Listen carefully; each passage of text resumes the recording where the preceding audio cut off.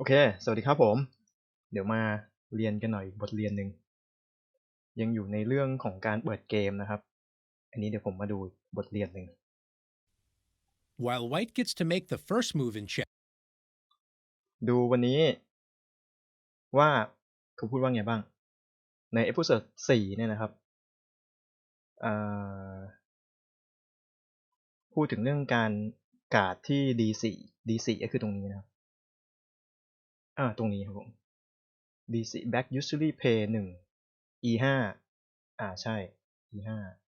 C5 ป้องกันขาวที่จะเข้ามาเป็นเขาเรียกอะไรมีไอพร2ตัวอยู่ตรงกลางกระดานนะครับเดี๋ยวดูเขาจะสอนเกี่ยวอะไรพูดถึง E4 นะการป้องกัน E4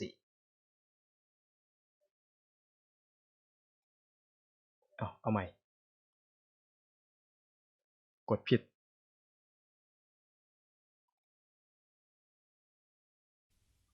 while white gets to make the first move in chess, black can also decide the direction of the opening by choosing an opening to fight for the center and put their pieces on good squares. Even though black moves second and is essentially a half step behind white, with good play, black can hope to equalize in the middle game or even gain the advantage. Let's take a look at some key openings for black.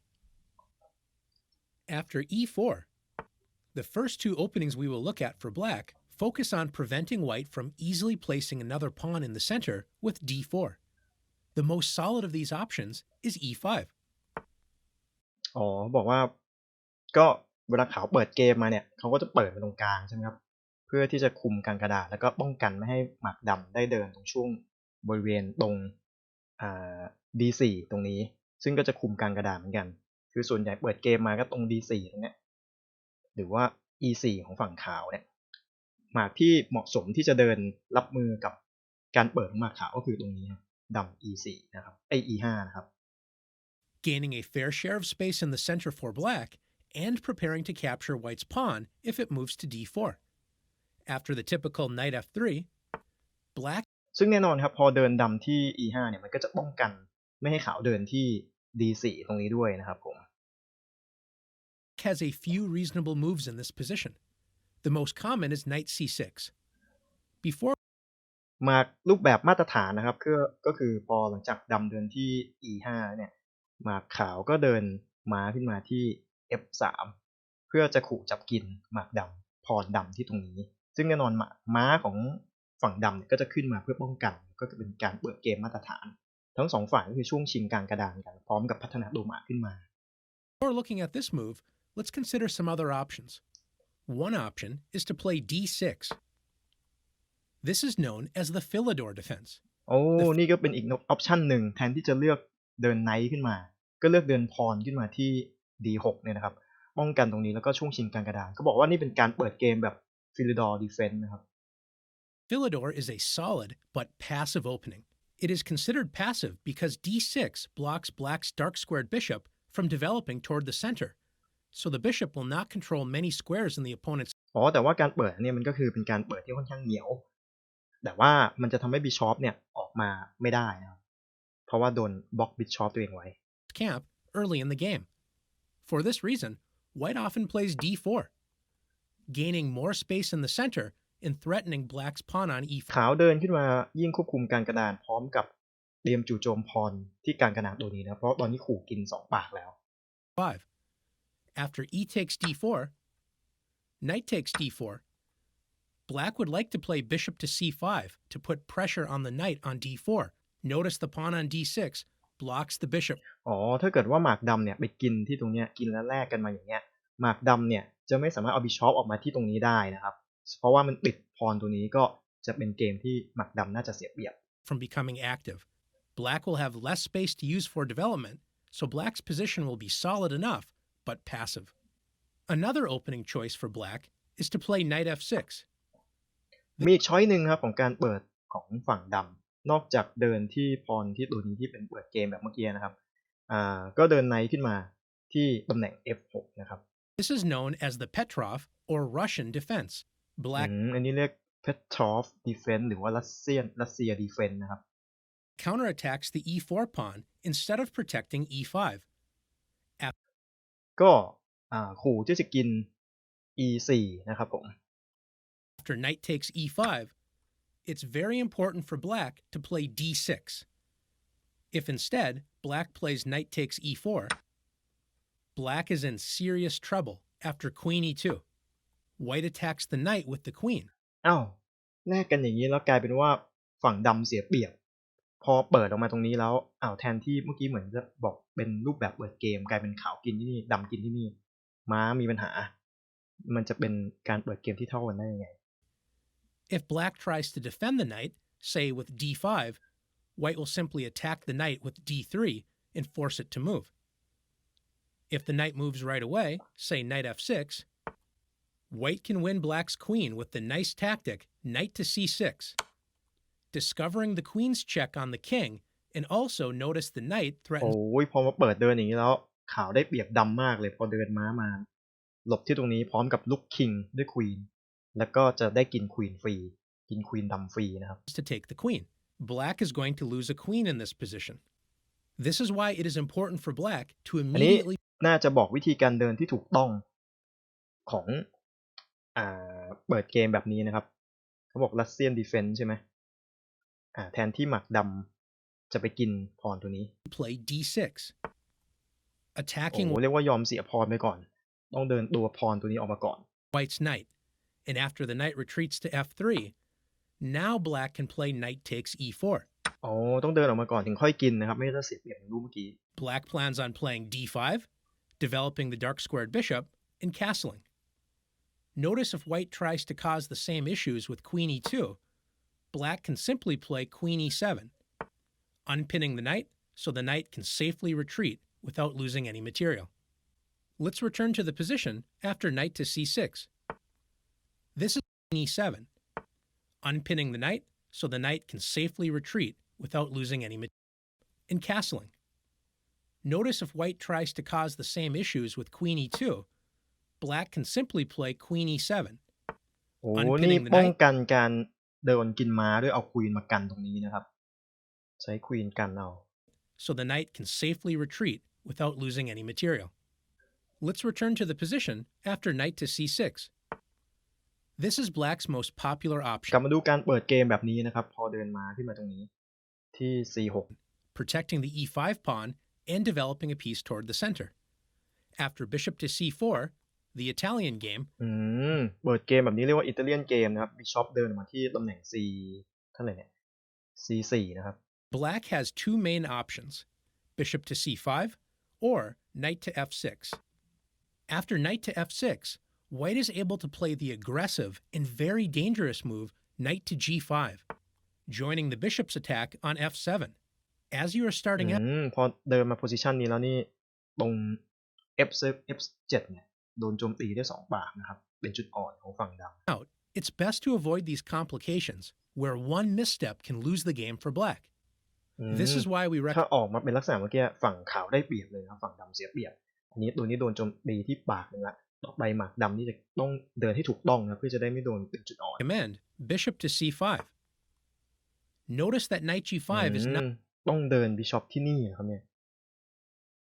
c5 ถ้าเกิดว่าหมากขาวมาเดินที่นี่ not possible in this position because the queen on d8 protects the g5 square. And after castles, in knight f6, black is อ๋อเพราะม้าเดินที่นี่เมื่อไหร่เนี่ยโดนควีนกินไงแต่เมื่อกี้พอเอาม้าออกมาเนี่ยม้าเขาเข้ามาตรงเนี้ยควีนกินไม่ได้เพราะม้าเราบังควีนทีนี้พอเราเดินออกมาตรงนี้ละเขาเข้าป้อมม้าเดินออกมาได้ละ ready to castle on the next move with a solid position. เพราะว่าเมื่อกี้พอเราเดินออกมาอย่างตรงเนี้ยตาต่อไปถ้าสมมติเขาเดินมาที่นี่เราน่าจะเข้าป้อมได้น่าจะไม่เป็นไรละมาดูตาต่อไปการสอนอันนี้ซับซ้อนนะสอนเปิดเกมหลายแบบ Next move with a solid position. The other popular opening to put pressure on d4 is the move c5. This is known เปิดเกมอีกแบบหนึ่งครับพรเดินมาที่นี่ c5 นะครับ as the Sicilian อันนี้เรียก defense. Sicilian Defense นะครับชื่อดังที่อยู่ใน Gambit of the Queen Gambit Black does not worry about putting a pawn directly in the center to control equal space, but wants to set up an imbalance in the pawn structure right from move 1. White typically plays knight to f3. And after knight to c6, นี่คือรูปแบบมาตรฐานนะครับ White usually opens up lines with d4. โอ้ออกมาที่นี่เลย d4 นะครับ This is known as the open Sicilian. โอ้กลายเป็นนี่คือ open Sicilian นะครับ Black does not allow White to keep 2 pawns in the center and plays c takes d4. Black captures a center pawn, d4, with a wing pawn, c5. A wing pawn is a pawn that is not on the central d or e files. So after knight takes d4,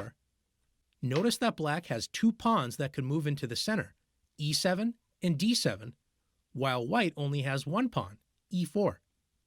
Having 2 pawns that can move into the center can be an advantage for Black. คือมันบอกว่าพอเปิดเกมลักษณะเนี่ยข้อได้เปรียบของหมากดำก็คือสามารถยังเหลือพรอีก2ตัวที่เดินมาอยู่กลางกระดานตรงนี้แล้วคุมกลางกระดานให้ในขณะที่ฝั่งขาวเนี่ยจะมีพรแค่ตัวเดียวที่คุมกลางกระดาน But notice that Black is behind in development since Black has not made any moves to help develop the king side.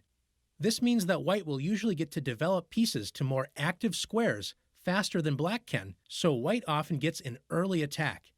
The Sicilian is a fighting opening where both sides often get to attack each other in tactically sharp positions.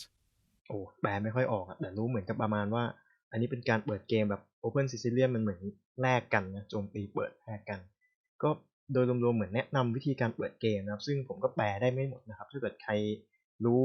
ผู้เล่นที่ผมก็เพิ่งเริ่มเล่นนะ beginner เนี่ยก็อาจจะไม่ค่อยเข้าใจดีถ้าผู้เล่นที่ระดับสูงน่าจะเข้าใจมากกว่าผมนะครับถ้าอย่างไงก็มีคำแนะนำก็บอกได้นะครับตอนนี้ผมเนี่ยก็มีกลุ่มที่เอาไว้แบบฝึกหัดเล่นหมากรุกสากลที่แบบมีเพื่อนที่แบบมาเพิ่งเริ่มเล่นกันเนี่ยถ้าใครต้องการหาคนเล่นด้วย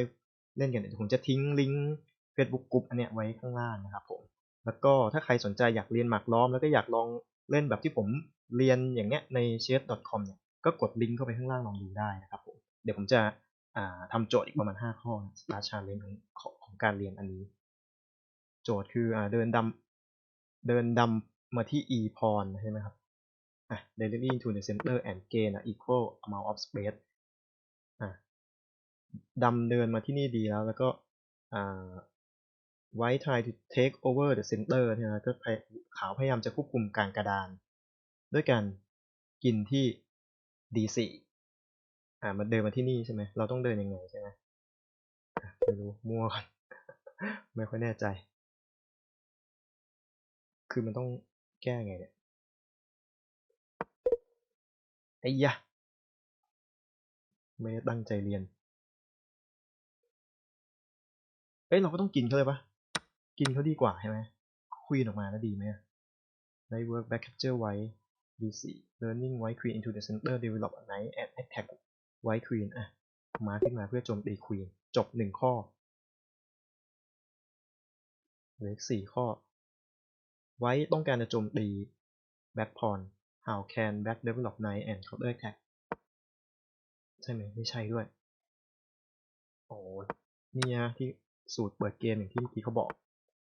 คือเนี่ยแลกกันอย่างนี้แล้วมันได้ develop ตัวหมาครับแล้วนี่ไงต่อเนี่ยเขาต้องควีนมาบังเนี่ยจบรูปโจเซกิรูปหนึ่งโทษทีเป็นการเปิดเกมรูปหนึ่งนะครับไว้พึ่งเพย์3 b4 bc4 bishop c4 bishop c4 ที่ตรงนี้แล้ว enter เข้ามาเปิดแบบ Italian opening จำไม่ได้นี่เปิดหลายแบบมาก Let's develop the dark square bishop toward into the center อันนี้ใช่ไหมเขาก็มาเล็งที่ตรงนี้เราแล้วเราต้องกินตรงนี้เขาโอเค White already castling แล้ว castle แล้ว Black จำเป็นต้องโฟกัส on the king to save ป้องกัน king ของเราพยายาม develop black knight toward into the center and prepare to castle ตรงนี้ใช่ไหมเดินมาตรงนี้เหรอเนี่ยเปลี่ยนเข้าป้อมนี่เหรอโอเค Let's play the Sicilian defense by moving back pawn to c5 moving back pawn to c5 จะเรียก Sicilian Let's play the Sicilian defense by c5 อยู่นี่ โอ้เปิด Sicilian ตรงนี้นะ get job back fight to for the D4 square with the Sicilian defense now develop high deck help control the key center square D4 ไนท์พยายามป้องตอนนี้ก็คือพยายามพัฒนาตัวหมากไนท์เนี่ยเพื่อที่จะคอนโทรลกลางกระดาน by D4 D4 นี่ตรงไหนวะตรงนี้ใช่ไหมพยายามจะควบคุมที่กลางกระดานที่ตรงนี้เราต้องเดินไงจำไม่ได้ละSicilian เปิดไงวะเนี่ยลืม back fight for the D4 job black นี่เราเดินมาป้องกันตรงนี้แล้ว and Sicilian defense now develop a knight and help control the key center square in D4 ก็คือช่วยป้องกันตรงนี้ใช่ไหมต้อง develop ตรงไหนเนี่ยนี่จำเปิดแบบ Sicilian ไม่ได้ก็มาที่ D4 แล้ว White try to compete take over the center ก็เลยมาตรงนี้พยายามควบคุมกลางกระดานแรกกันเหรอ Let trade black C5 Let trade black C5 โอเคจบครับผมในสั้นนี้ถ้าเกิดว่าชอบยังไงก็ฝากกดไลค์กดแชร์ด้วยนะครับผมมีกลุ่มอย่างที่บอกนะครับกลุ่มใน Facebook ลองเข้ามาเล่นด้วยกันก็ได้ครับถ้าเกิดคนที่เพิ่งเริ่มเล่นนะครับผมขอบคุณครับ